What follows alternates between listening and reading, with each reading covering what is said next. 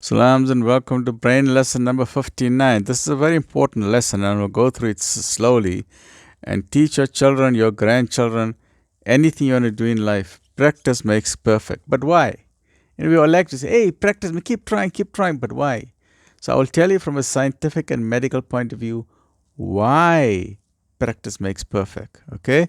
So some of you who are old like me, like an old man, an old toppy, with gray hair, you'll remember in the old days in the 60s and 70s we had record players. We had the LP records and we had to put up a needle on it, and we put the needle and the music starts going gee gee gee da, da, da, da, da, da, da. But then when it gets stuck somewhere it goes jirr-chichik, jirr-chichik, jirr-chichik. If there's a scratch in the vinyl, this is how the brain works, and I'll explain to you why. So just think of a scratching in the record. A habit or skill. When you do a new habit, let us say you're trying anything in life. Let's take, for example, you learn how to ride a bicycle, or you learn how to swim, or you are studying a new textbook. Let us say you're studying botany, or zoology, or anatomy, or physiology, or astronomy, or software development, or accounting, any new subject. This is what happens. But let's use a bicycle as an example. When you do something for the first time, these are the different brain cells. Just think of this as brain cells. So what happens? You got mind-body coordination. The hand is known as kinesthetic intelligence. Your feet got kinesthetic intelligence. So the brain makes a small line, a small broken line between the various brain cells. You've done that thing once. If you do it a second or third or fourth time, then some of the weak areas remain, but some brain cells become very strong, very strong. So you remember part of what to do and you forget certain parts. You'll remember some parts of your subject, other parts you'll still be weak in. So if you just do something the first time, you'll have a lot of gaps in your knowledge. You'll try to ride the bicycle, you'll fall a lot of times, you'll fall.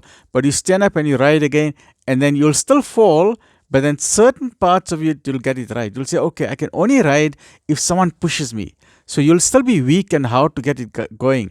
So you'll say, okay, daddy or grandpa, just push me a little bit, then I can get going. So initially, your part of your brain will say, okay, once someone pushes you, then you can get going. So going is the easy part. So that part you've developed it, that part is strong. But you are still weak on how to ride the bicycle by yourself. So you keep practicing, then what happens after that? Then everything is like a solid chain. It's like a solid chain. Then all your brain cells no longer have any weakness. There's no longer any weak points, but everything is like a solid chain. So you need to get to this part of the third level. So initially, if you do something for the first time, you're going to have a lot of weak spots in it. As you practice some more, you're actually digging grooves in your brain, and then you'll still have some weak areas until that area becomes very strong. Then all parts of your brain work so well together.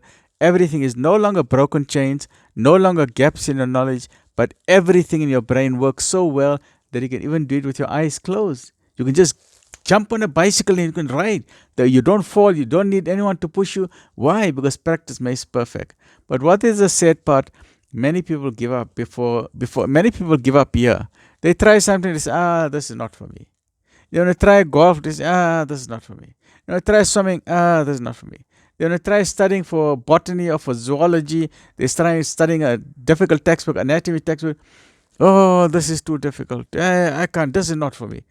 The minute you say something is difficult, you are programming your brain. You're putting your brain in a cage. So don't keep telling yourself, no, this is not for me. Life says practice makes perfect. If at first you fail, try and try and try again. As you keep trying, you're building chains in your brain. You're building links. You're building cables. Initially, those links are thin like cotton. Cotton can break very easily. But as you practice some more, instead of cotton, it becomes a string. Now it's a stronger link. And then as you practice some more, it's no longer cotton and it's no longer a string. Now it's a steel cable. And you will remember it for the rest of your life. You can have ridden a bicycle 20 years ago, but if I give you a bicycle today, you'll know how to ride it. Okay, stay well. So remember today's lesson.